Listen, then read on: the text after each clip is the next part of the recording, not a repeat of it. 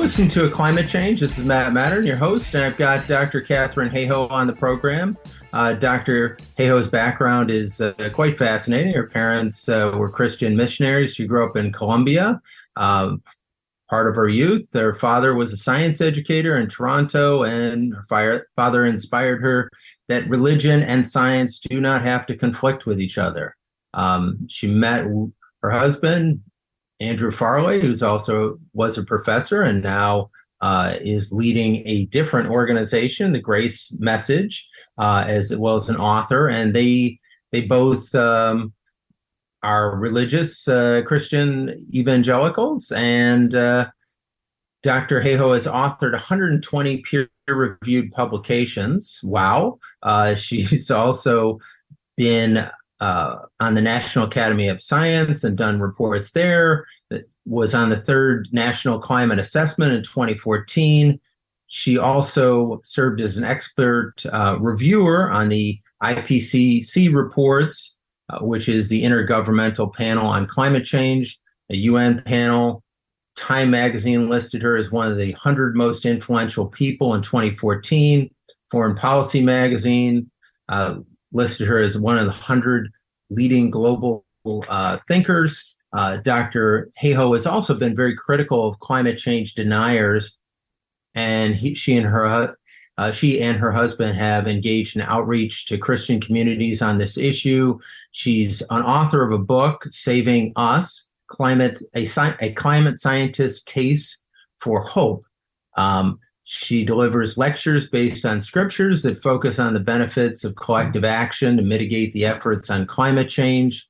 And one of the quotes that I really liked was, "Our faith demands that we act on this issue." So welcome, Dr. Hayhoe, to the program.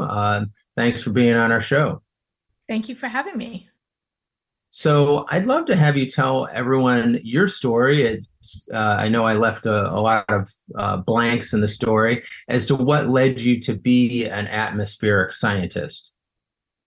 Sure. So first of all, what is an atmospheric scientist? Well, that's someone who studies the part of the climate system that's the atmosphere. Other climate scientists, I should say, might be studying the ocean. They might be studying what we call the cryosphere, which is the ice sheets and Arctic sea ice. They might be studying the biosphere, which is all the living things on the planet. But I'm the one who studies the atmosphere. And what led me to do this was because I learned that climate change is no longer just a future issue. It's a present issue affecting us today. And even though it affects all of us, it doesn't affect us all equally. It affects those who've done the least to contribute to the problem, especially the poorest and most marginalized people on the planet, the most. So I was finishing my undergraduate degree in physics and astronomy, and I was planning to be an astrophysicist when I took this extra class on climate change because it looked interesting and it fit in my schedule. And that's where I learned these things. And that's what completely changed my perspective. I realized that we had to fix this as soon as possible. I had some of the skills that you need to do this work. Specifically, climate modeling is the area that I focus on, modeling of the atmosphere. And I know that every bit of warming matters. So everything that each one of us can do, no matter who we are, no matter what our area of expertise, everything that each one of us can do to make a difference really does count. Well, that is an important point, and I think we all have something to do. I've certainly heard people argue that it really is the major organizations and the government that have to really take the lead on this, as individual action, isn't going to dig us out of the hole that we're in. We need to have really concerted action by the government. Do you think that's true? Well, often people ask me, do we need individual action or do we need systemic change? And my answer to that question is yes. Because what is the system made up of other than people? And how does the system change other than when individuals within that system call for and advocate for and catalyze that change? So our individual choices, and even more importantly, our individual voices, are key to catalyzing this change. But the change must happen at the system level, because even if you and I and everybody listening who want to do the right things, even if we changed all our light bulbs, made sure that we were powered 100% by renewable energy, used public transportation or biked or plug-in car, ate plants, didn't fly anymore, did everything that we could to reduce our personal carbon footprint, that wouldn't even take care of more than a fraction of the problem. We need to change the system so that for everybody, the easiest choice and the most affordable choice is also the best choice, not just for them and their family and their health and their pocketbook, but also for all of us and for our future. And so that's why we need the system to change. But the way it changes is when individuals lean in, advocate, call for that change, sometimes by example and sometimes by using their voices. So tell me, you're plugged into the Christian community. Do you see that the percentage of Christians accepting that climate change is real is increasing or decreasing? Well, first of all, I want to say that the phenomena of Christians rejecting what science is telling us about the fact that the planet is warming, humans are responsible, the impacts are serious, and we need to act now, it is primarily a U.S. phenomenon. In fact, outside the US, I have a colleague who tracks this and has studied it. When we find climate denial in Christian circles outside the US, almost every single time, those ideas can be tracked back to a US source. So Wow. what makes American Christians different than any other Christian? I mean, if you're Catholic, you have the same Pope. You know, if you're any type of Christian, you have the same Bible, right? What makes American Christians different? One word: politics. It turns out that when you control for politics, the religious differences primarily disappear. In the United States, there's a long history of conservative politics being associated with conservative theology. And I'm talking small c, conservative, not big. And so for many people today, their statement of faith, unfortunately, in the United States is written, first of all, by their political ideology, and only a very distant second by the Bible or the Pope or what any religious leader says. And if the two come into conflict, they will go with their political ideology over the Bible. And in fact, a recent study showed that 40% of people in the United States who call themselves evangelicals, so if you said, are you an evangelical Christian? They would say yes. 40% of them don't even go to church. So where are they getting their information from? Not church, not the Bible, not religious leaders. They're getting it from politics. Is there anything in the Bible that suggests that, sorry, Matt, I thought you froze there. Let me restart that again since we're recording. Is there anything in the Bible that suggests that we shouldn't care for others and care for the planet? No. In Genesis, the first book in the Bible, it says God gave humans responsibility over every living thing. And then at the very end of the Bible, in the book of Revelation, it says God will destroy those who destroy the earth. And then all through the Bible, it talks about loving and caring for the most seemingly insignificant components of nature and caring for our sisters and our brothers, again, the poorest and most vulnerable who are most impacted by climate change. So I'm really convinced, and I see this happening, that when people understand how who they are is already the perfect person to care, we see people immediately heading to the front of the line to demand climate action. And this is what we see even in the church in the United States. We see that when people realize that what they believe is consistent with climate action, and this is especially happening among the younger generation who are not as politically tied to one side or the other of the aisle as older people are, they are actually advocating for climate action because they're Christians, not despite it. Well, that's good news that you certainly see younger people following the science versus following the politics and making decisions about climate change. What do you have to say to a candidate like Vivek Ramaswamy, who denied that climate change is real and on the debate stage said it was a hoax recently? Well, why is he doing that? Does he really reject physics that we've used for over 200 years? The same physics that explains how a stove heats food, or a refrigerator cools food, or how airplanes fly. It's the same physics. Does he reject stoves, fridges, and airplanes? No.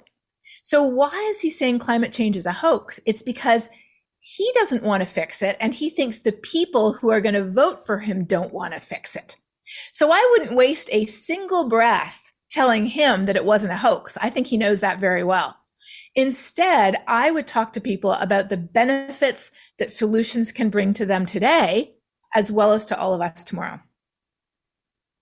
Right. I clearly believe that he doesn't believe a word of what he's saying and that he's only doing it for political gain.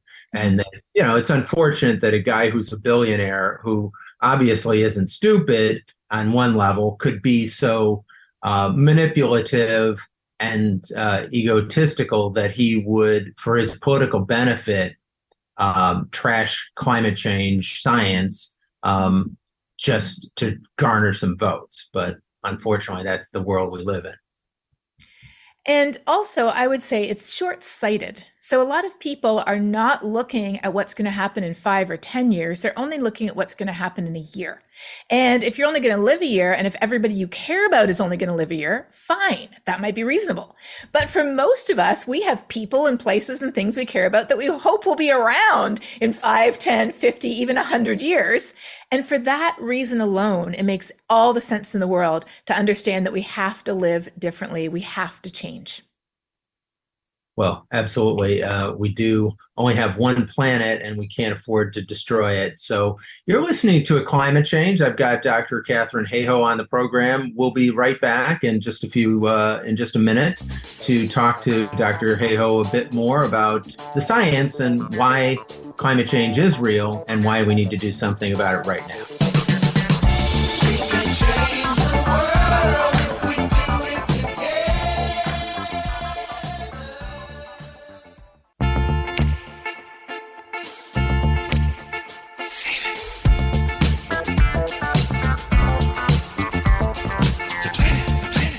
You're listening to A Climate Change. I've got Dr. Katharine Hayhoe on the program. And Doctor, I wanted to ask you, what are the ways that you explain to conservative Christians that climate change is real and they should take this seriously? Well, we have to start with what we just talked about before the break, which is understanding why they think it isn't. And despite the fact that we often hear religiously sounding objections, like, God is in control, so why does this matter? Or the world's going to end anyway, so why do we care? When you just scratch the surface, you can see that those aren't religiously at all. In fact, they directly contradict what the Bible says about how humans have responsibility over every living thing on this earth, or how we don't know what the future holds. So today we're called to love and care for other people. That's literally things that the Bible says. But these are just excuses. Religiousy and sciencey sounding excuses for what? To prevent action. Because for political reasons, people have been told that it's too expensive or it's going to destroy the economy. It's going to take away my personal liberties to take action on climate change. But the reality is, if we don't fix climate, it will fix us. It is in all of our best interests, Christians or not, to transition to a clean energy economy where we don't have millions of people dying every year from the air pollution from burning fossil fuels. To transition to an economy where we don't waste and throw out half the food we produce while people go hungry. To a world where people have a safe place to live that is not threatened by flood or storm or hurricane or disaster. For a better future with clean air and clean water and abundant food and safe places to live, we all want that. But we can't get there without climate action. So we have to understand where people are coming from. That's number one. And then number two, and this is actually what I cover in my TED Talk if people are interested. I have a TED Talk about how do we have these conversations about climate change. Number two is we have to start with where they're at. We have to start with something they care about. So for example, I love to ski. But if somebody else doesn't care about skiing, I'm not going to be talking their ear off about how there's no snow at Christmas and how the ski seasons are getting shorter and how winter athletes are concerned about climate change because they don't care about that. We need to start with what they care about. And with fellow Christians, it's always easier to have a conversation with somebody who shares something with you. With Christians, I often talk about, hey, did you know that the Bible says this? Did you know that these Christian organizations are doing that? Did you know that because I'm a Christian, that's why I'm a climate scientist and that's why I care so much? Start with where people are at, connect the values they already have to why this problem matters, but then don't stop there. Always bring in positive, constructive solutions and examples of things people are doing. And so people always ask me, well, like what? So last year, I started a newsletter. It's a free weekly newsletter. It's called Talking Climate. And you can Google it and find out how to subscribe from my website, or, just Google Talking Climate and Katharine Hayhoe. And every week I have a piece of good news, a piece of not so good news, because we need to understand what's happening and why it affects us. And then something that you can do to make a difference to start the conversations. Well, that sounds great. I do encourage my listeners every week to go out there and do something, to engage, volunteer, take action, change eating habits, change our consumption habits so that we're using less stuff, and that all benefits the climate ultimately. So tell us a little bit about these extreme weather events and whether they are moving the needle in terms of convincing more people that climate change is real, serious, and we need to do something immediately. Mm-hmm. So how is climate change affecting extreme weather events? It's not often creating them. I mean, climate change doesn't typically light the wildfire or create the hurricane, but what it's doing is it's taking these extreme events and it's supersizing them. It's making them bigger, stronger, and more dangerous. So in a warmer world, when a hurricane spins up, as it always does during hurricane season, there's a lot more energy in the ocean to power that hurricane into a category 3, 4, or even 5 than there was 50 or 100 years ago.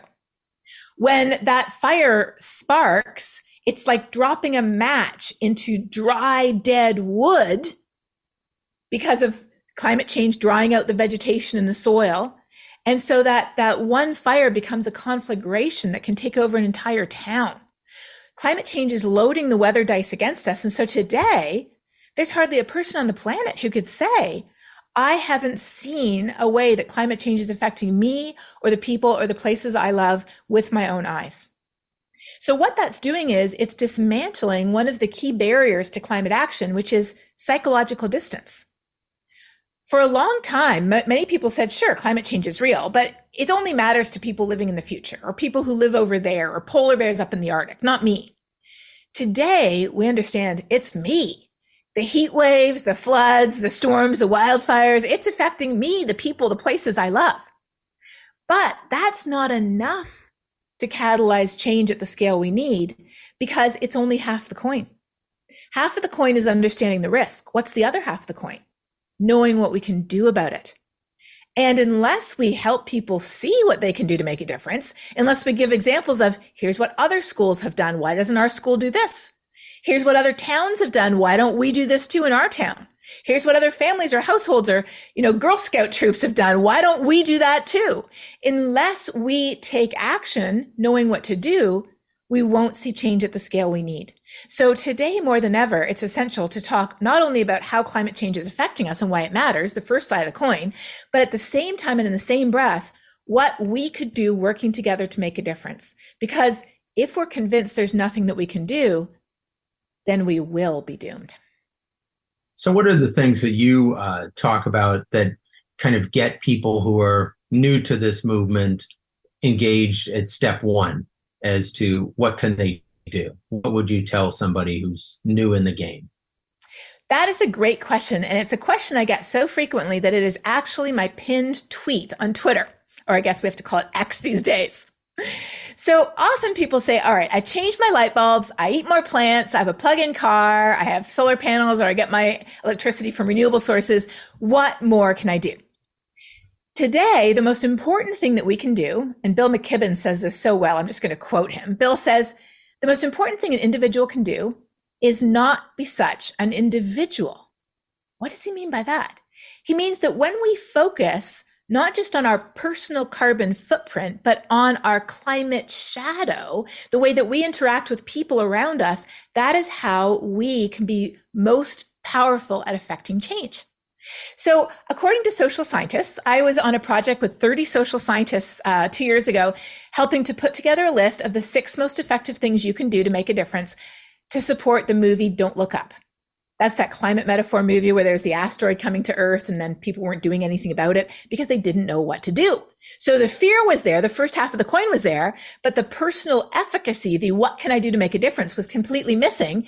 And not to spoil the ending, but it's a 2-year-old movie. So at this point, you probably know the asteroid hit the Earth because nobody knew what to do. That's why it's so important to talk about what we can do. So here are the most important things we can do, most effective things we can do according to social science. Number one is to just have that conversation. I'm not talking about having the conversation with Uncle Jim who says climate change isn't real. I'm talking about having the conversation about what we can do with the people you live with, the people you work with, the people you study with, the people you worship with, the people that you play ultimate frisbee with, the people you walk your dogs with. Have that conversation about what we could do together. Number two, join a climate action group. I think this is so important that on my website, which is just my name, KatharineHayhoe.com, I've put together a list of organizations. So if you're a parent, you can join these organizations. If you're a person of faith, if you're an athlete, if you're a young person, if you're an older person, I have all these different lists of organizations that people can join based on their interests to help elevate their voice. That's number two. Number three, make your money count. What bank do you use? What credit cards do you use? Where is your retirement funds invested? And if you don't have control over that, what are you doing to try to divest from fossil fuels? In my book, Saving Us, I have a story about a guy who worked at a hospital, and his hospital, ironically, was investing their pension fund in fossil fuels, even though the air pollution from burning fossil fuels kills millions of people a year. So he was circulating a petition among all the people who contributed to that pension plan to change where the funds went. Number four, spark ideas at work and school. How does a business or a school change unless somebody there says, hey, have we ever thought about doing this? Hold politicians accountable. You can see a common theme here. It all involves using your voice. And then lastly, reduce your personal carbon footprint, but do not stop there. Talk about it and share what you're doing to amplify it. I really love the fact I didn't have to go to the gas station during COVID because I had a plug-in car. I'm not guilting my neighbor for not having one. I'm sharing the joy and the appreciation that I had for a change that I made personally. These are the most effective things that we can do, and they're so simple. You can start today. Well, I will start today. We joined this 1% for the planet a while back or earlier this year, and so everybody on the company is kind of part of that, and we're going to work with various nonprofits, and we're working to have our law firm be a zero kind of carbon neutral organization. So that's something that kind of is engaging us and something I want to share with other people so that they can start thinking about it. And even though I had the show a climate change for 2 years, I hadn't made that decision. So it's kind of like ramping it up to the next level. So I think those are the things that I'm working on, and I encourage other people to kind of jump in there and do the same, or talk about other things that can even move the needle further. So I agree with what you're saying, Katharine, and I guess when we come back for the break, I've got some other questions for you. I wanted to tell everybody that we're going to be asking Katharine about who she would put on Mount Rushmore as her heroes in the climate change movement, or just generally.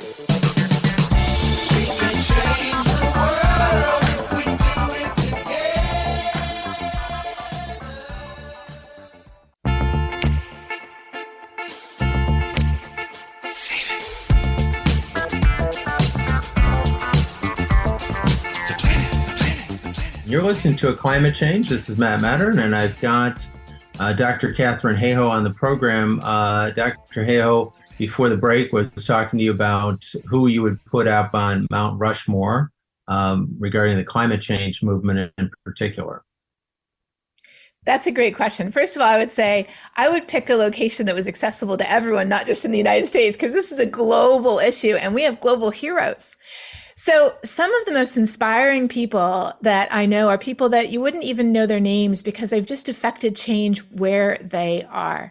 So for example, one of my former students, she was working with me and she told her grandmother that she was working for a climate scientist. And this is in West Texas, where people are very politically conservative. And her grandmother said, "Why are you working for somebody who's, promoting that United Nations hoax?"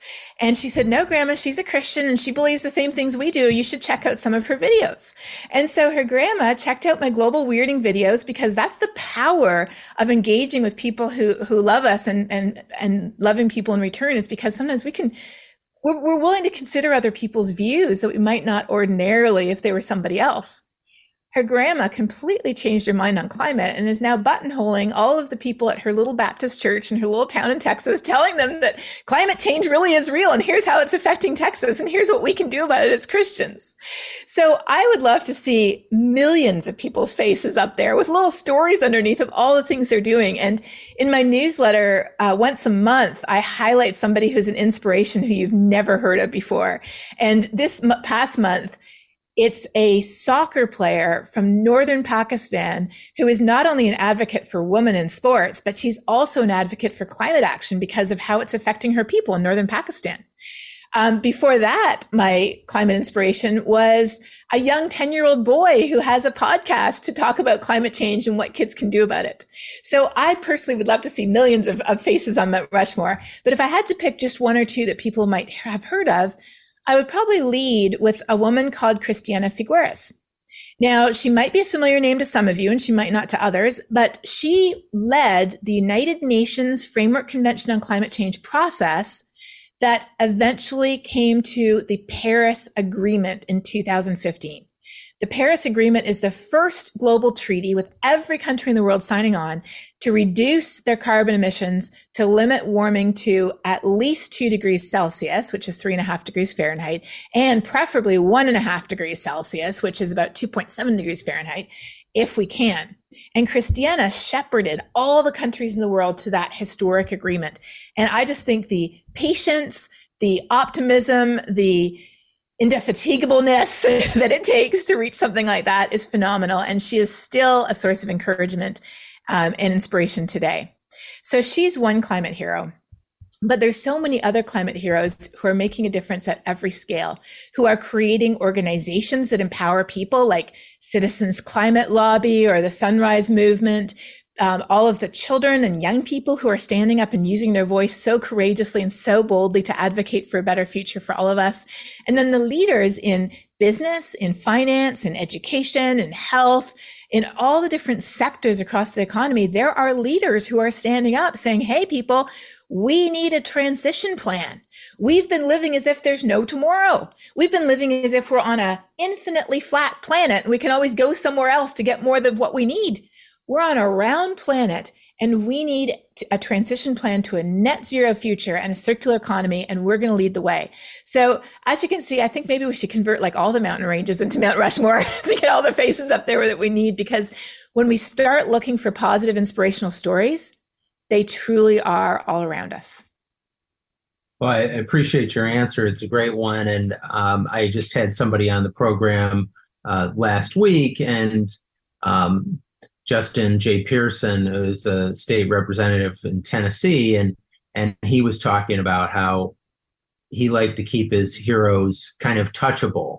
And I think that that's a great way to talk about them. And I appreciate some of the people that you mentioned are very relatable, kind of average, everyday folks that we all can aspire to do that kind of work ourselves, rather than somebody who might seem like, oh, geez, well, to be a hero, it takes so much. I can't possibly get there. But we don't have to lead the UN treaty for, to be a hero. We can do something more modest, like talk to our neighbors and friends and convince them about the need to act.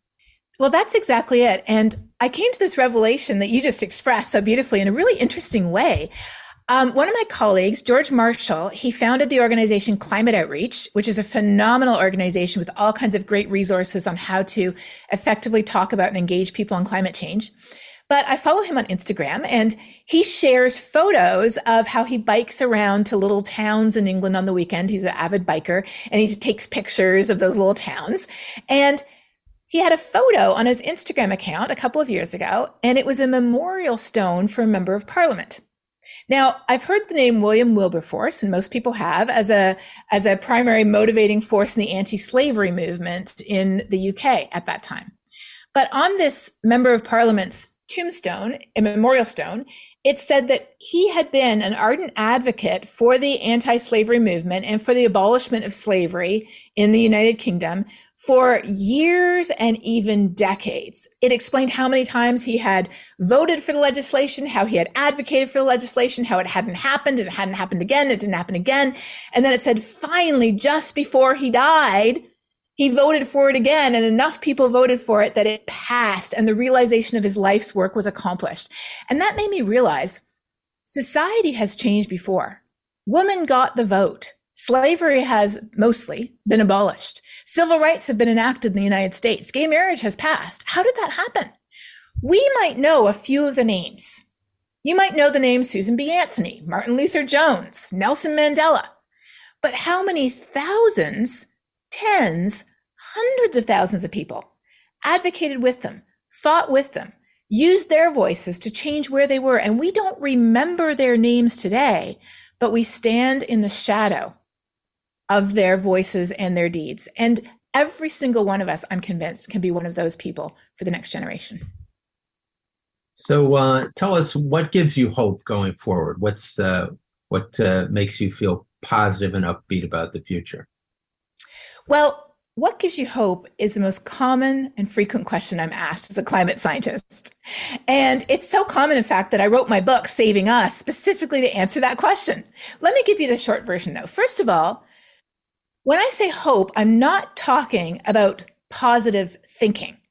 Because if we all just engaged in positive thinking, we'd be thinking positively until our civilization fell apart. It's not about positive thinking. My definition of hope begins with realizing it's bad and it's going to get worse. And there is no guarantee that a better future awaits us. But I know that if we do everything we can to make a difference, and the science is very clear on this, we can alter the outcome.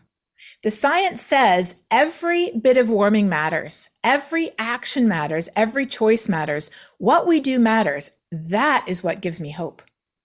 So when I look around, where do I find hope? I find hope in the thousands, hundreds of thousands, even millions of people who are already making a difference. So often we picture climate action like this giant boulder sitting at the bottom of an impossibly steep cliff with only a few hands on it. You know, Al Gore, Greta Thunberg, maybe a couple other people are trying to push it. And it's not budging an inch. And if I add my hand, it's not going to make a difference. So why bother? But if we look around at all of the people, young and old, rich and poor, here or there, who are already making a difference, we realize that giant boulder of climate action is already at the top of the hill. It is already rolling down the hill in the right direction. It already has millions of hands on it. And if I add mine, and if I use my voice to encourage someone else to add theirs, it will go faster. And that is what gives me hope. I like the metaphor. I was thinking that you might go to the saying it's not a big boulder that we need to push up. It's a lot of millions of pebbles that all of us can pick up a pebble and walk it up the hill. It's doable. So, you know, we don't have to push the entire boulder. Let's just grab a pebble. I like that. I like that. That's good. You can take it. It's all yours. Tell us what are the things that are the most challenging that we do need to work on, maybe the hardest choices in terms of changing the internal combustion engine. I mean, is it going to make sense to shift everybody to electric cars, or is there some alternative that we should be considering, more mass transit or other methods of moving us? Well, there's no one silver bullet when it comes to climate solutions, but there's a lot of silver buckshot. So the answer to your question, do we need A, B, or C, is yes, we need all of it. And Project Drawdown is a fantastic resource that lists all of the different solutions we have for efficiency, We're so wasteful with our energy and our food. For clean energy, for nature-based solutions, for climate resilience, for agricultural solutions, we need the whole spectrum of solutions. We need it all. And the good news is that means there's a solution for every situation. But what's holding us back, one of the biggest things that's holding us back, is the enormous effective subsidies on fossil fuels. Fossil fuels are subsidized to the tune of $13 million US per minute, massively distorting our economy and our markets. And that is one of the biggest things holding back the tide, because believe me, the tide has turned already, but that is one of the biggest things holding back the speed at which we could and should be changing. Well, I had one of the authors of Project Drawdown on the show in the past, and it was very informative. And the amount of food that we waste and the energy that we waste are enormous. So that is a place that all of us can start at, is to stop wasting as much food and energy. That's an incredible step in the right direction. You're listening to A Climate Change. So this is Matern, your host, and I will be right back with Dr. Katharine Hayhoe.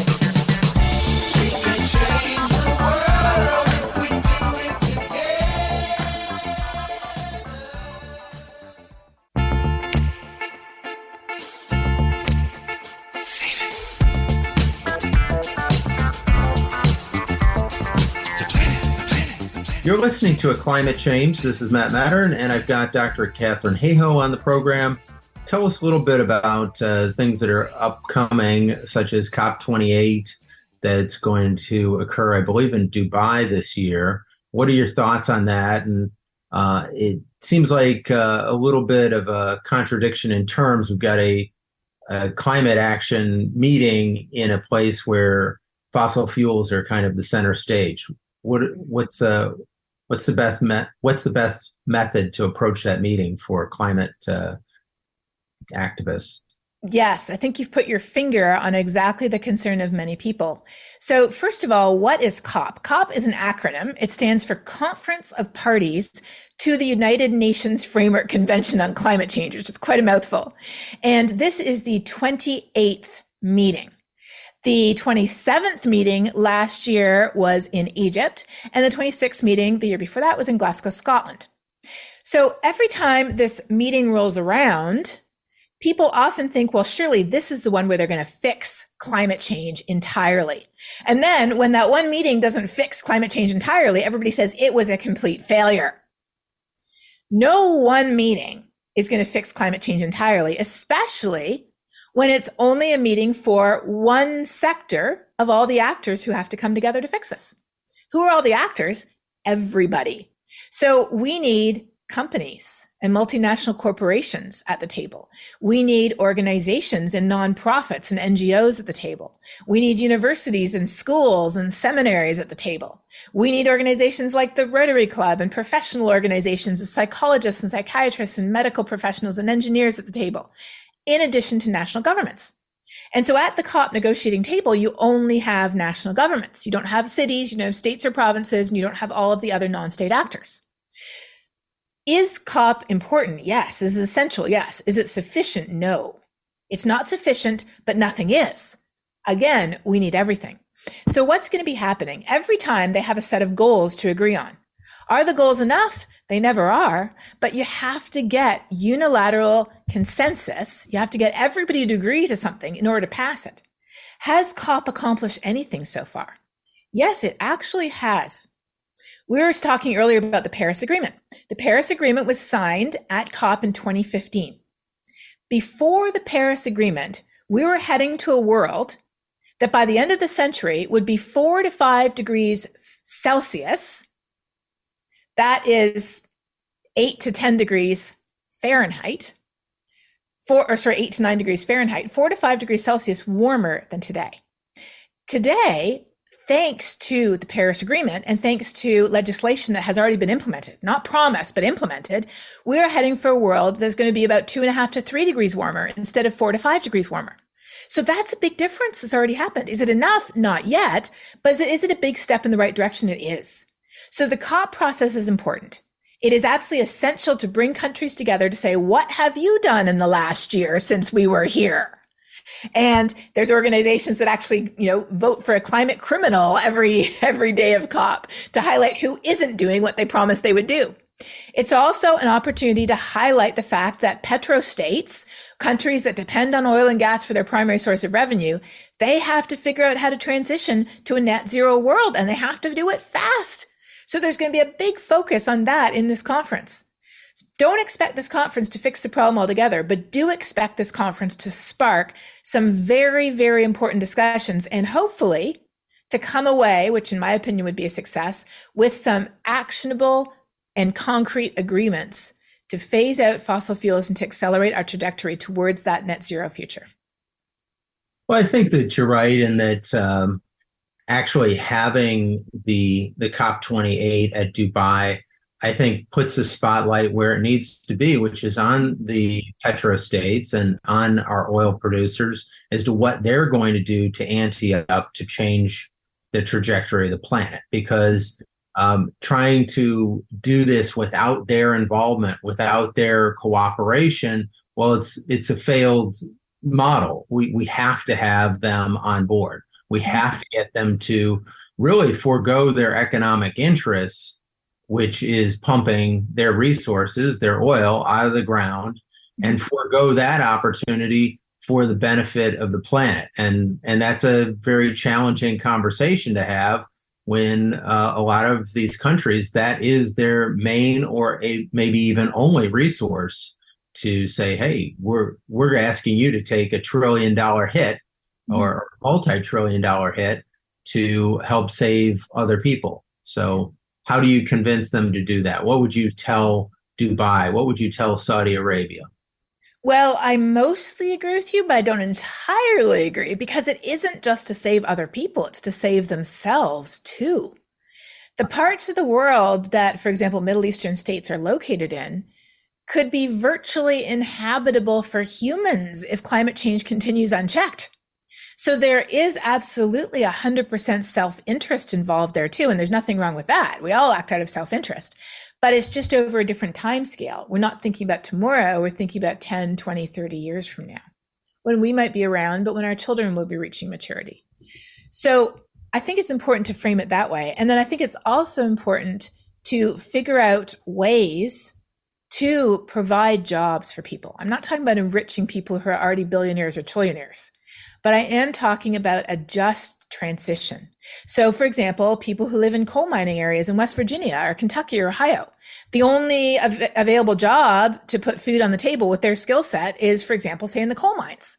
But coal mining is shutting down, not because of climate action actually yet in the US, but because natural gas is a lot cheaper and easier, as well as being more efficient and producing less carbon. So what are some ways that we can ensure that people are still able to put food on the table for their family, whether they live in Saudi Arabia or they live in West Virginia, while still, again, accelerating that transition to a new clean energy economy? Those are the questions we have to ask and answer. And there's a lot of great answers out there. Have you interviewed anybody yet who works on a just transition? Yeah, we've talked to lots of different people about these issues. So anybody in particular that you think is a leading light on this area? Well, there was definitely a lot of different organizations involved at the local scale, and being Canadian, one of my favorite organizations is from Canada. It's called Iron Plus Earth. And what they do is they offer free retraining for people in the oil and gas industry, especially in Alberta or out west, to learn how to install solar or wind. Because it turns out that that part of Canada, as well as that part of the United States, where oil and gas comes from, also has a lot of sun and a lot of wind. And so free retraining programs offer people the ability to upgrade their skills and look for a job in a different sector, which, if they had to go out and pay for that training and take time off work, they might not be able to do that.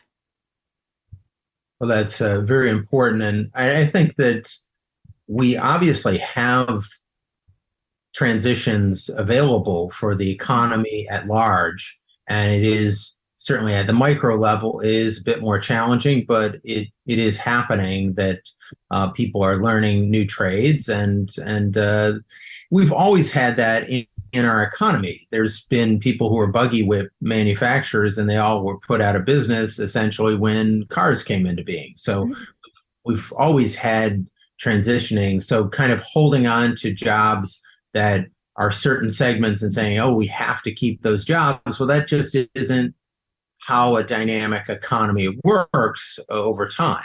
Mm-hmm. Exactly. So what are your thoughts as to, in terms of solar and wind? We've heard in Texas that they're putting impediments to further solar and wind farms, even though Texas has benefited greatly by having lots of solar and wind, is one of the leaders in that area. Well, Texas, the state of Texas now has more solar and wind energy installed than any other state put together.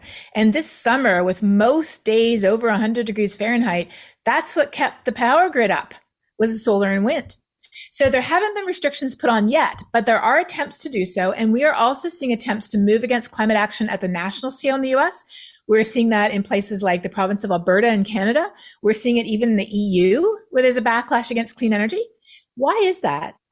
It's because climate denial has never been about rejecting the science. People still use, like I said, stoves, refrigerators, and airplanes. It's the same physics that explains how we burn coal, gas, and oil. We produce heat-trapping gases, and they're building up in the atmosphere, wrapping an extra blanket around the planet, causing it to warm. Climate denial has always been about solution aversion. And the closer we get to substantial climate action, here in the United States, the Inflation Reduction Act was the biggest piece of climate legislation the country's ever seen. The closer we get to catalytic climate action, the stronger, the more forceful, the more vociferous the solution aversion becomes. So in a way, seeing this strong pushback against action, which clearly benefits even the very people opposing it, seeing how clearly people are willing to cut off their nose to spite their face, reveals that the real problem is not lack of information about the science. The real problem is there's just some people who want the status quo to remain the same forever. And like you just said, that is not what happens with human society. The clean energy revolution is already underway. The question is just, can we get it going fast enough to avoid the worst and most serious of the climate impacts? That is the only question left today. Dr. Hayhoe, it's been a pleasure having you on the program. Everybody should check out Dr. Katharine Hayhoe's book, Saving Us, A Climate Scientist's Case for Hope, KatharineHayhoe.com, as well as her TED Talks. We're so happy to have you on the show, and look forward to working with you going forward, because you definitely have your fingers on the pulse of what we should be doing and how we can help save the planet. Go check out climatechange.com. You can see what we're up to. Also follow us on all social media channels. Until next week, have a great week, everybody. We can change the world.